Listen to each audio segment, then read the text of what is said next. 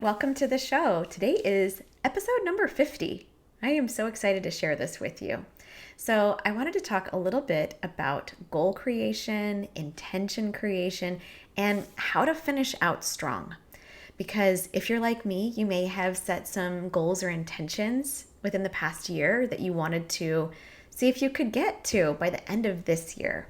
And maybe you've forgotten them. This would be a perfect time to go back and revisit those. And I want to help because at the end of the year, a lot of times we've got holiday things coming up, family things, a lot of events, and it's really easy to put yourself on the back burner and to put what your intentions are for taking care of yourself on the back burner. And so I want to give you a few really tactical tips to really finish out this year strong and to go into the next year ready for what's coming up for you. So, one of the things that I like to take my clients through is this vision casting. It's this creation of what do I want my life to look like in the future? I'm a big dreamer. So I really like thinking about what's going to happen in 6 months from now? What's my life going to look like in 6 years from now? Because if you're not intentional with what you're creating, you're going to create on default. And it might be something that you don't want. So instead of thinking about all the things I don't want to happen in my life, I think about all the things I do want. And I practice living into that vision. Because when you have a clear path, well, not even the path, when you have a clear vision of what the future could potentially look like, then you have a big why. And when you have a why that's really compelling for you, the how kind of becomes irrelevant. The how becomes really, really easy. So let me give you a few examples of what happened for me.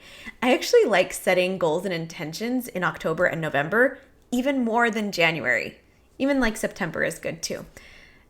But it's because I feel like January comes, and if I haven't been intentional during November and December, I feel like I'm just backsliding so much, and it's 2 whole months of the year. And so last October, I made a goal to get physically healthier. I knew that I wanted to release 20 pounds. I just wasn't feeling good in my body. I was feeling kind of sluggish. And I also wasn't exercising how I wanted to. And I was doing a lot of emotional eating. I was eating when I wasn't really hungry, and I didn't like how I was feeling in my body. So one of the practices that I did last year was to really envision what it would look like a year from now when I had released that weight. And amazingly enough, I have. About 5 months ago, I hit my 20-pound weight loss. So awesome. And I've maintained it with ease because I had created that ahead of time.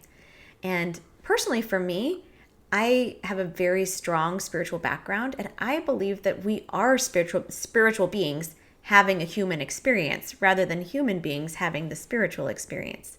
And so I believe that things are created spiritually before they're created physically. And because of that, I love doing the visioning because it's a way to spiritually create something ahead of time so that your mind knows where it's going. And when you have to make those different decisions about, okay, what am I going to eat? How am I going to move my body? That's just one example. It becomes so easy because I know where I'm going. Okay, so I'm going to give you 3 tips for really stepping into that why and for really starting to change habits in a very aligned and I think easy way.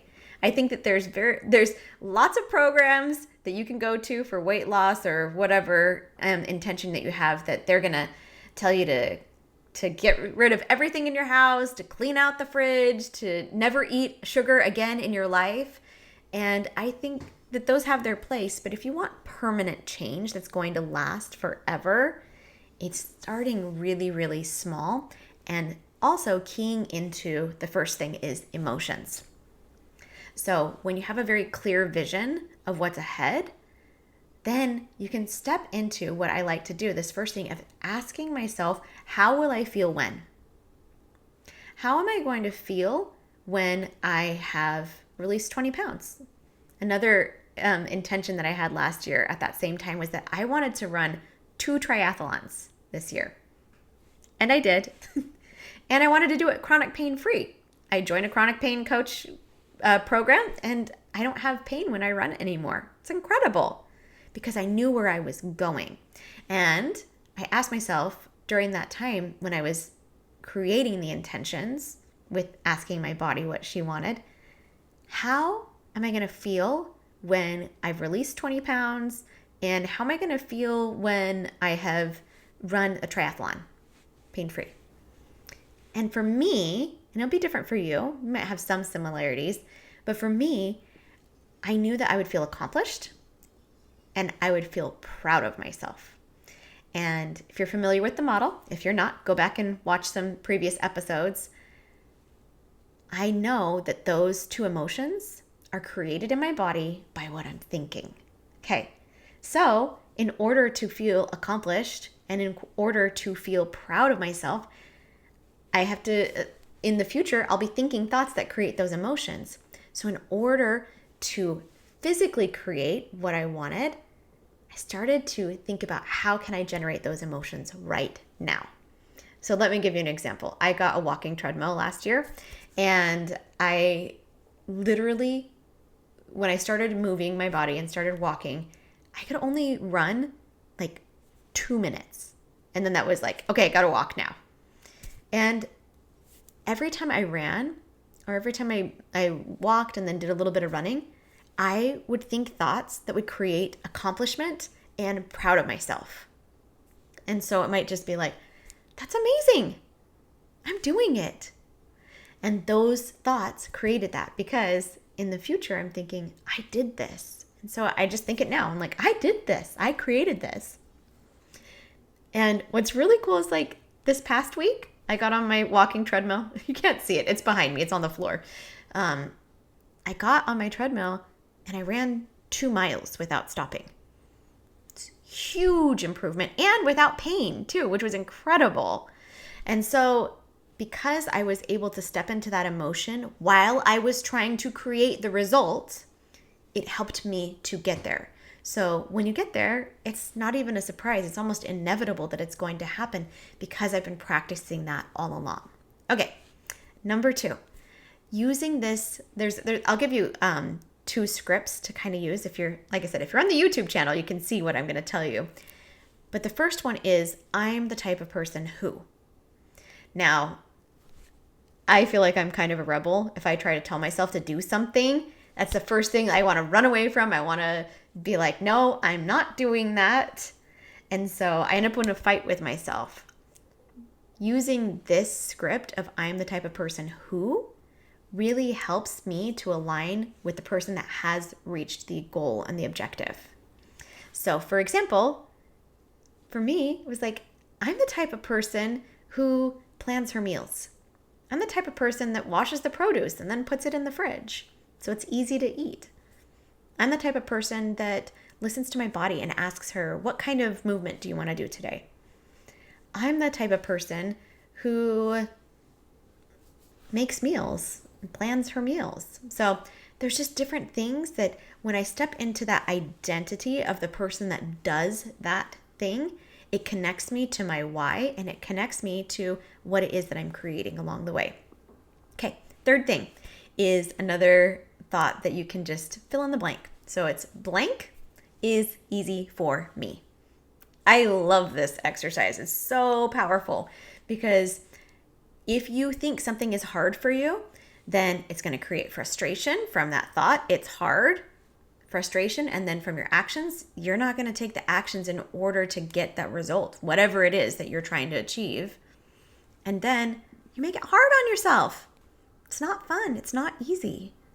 But if you believe that something is easy and really step into that belief, like it's like putting on a hat. Like some hats are not going to fit right, but some of them will. So it's like, yeah, eating when I'm hungry is easy for me. Stopping when I've had enough is easy for me. Listening to and processing my emotions is easy for me. And then my brain goes to work trying to prove that right. Like, let me think about all the times that actually was easy for me. Running outside is easy for me. Because before, it felt like it wasn't. It felt like, oh, if I run outside, then I'm not equally balanced, and it's better on a treadmill, and I'm going to hurt my hip. You can see all of the fear thoughts that is bringing up. And so part of what I did for healing that chronic pain is changing my relationship with fear and changing the stories that I was telling. So feeling fear is easy for me. Not stopping is easy for me. So I hope you enjoy this short little episode about some ways to really embody those last intentions that you have for for the rest of this year, and then for the upcoming year to start out some new ones. And if you are feeling like, oh, I listened to this, but I don't really know what it is I even want to do, I've got something really cool for you. Every Monday at 8:30 a.m. Pacific time, 11:30 Eastern time, on Monday mornings, I go live on Zoom for half an hour, and I have something called a clarity class.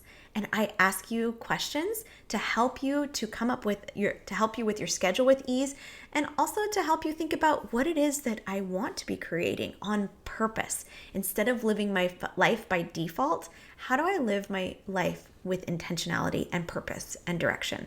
I'll leave the link down below in the description. And please join us on Monday, every Monday for free. All right, have a wonderful week, and I will see you soon.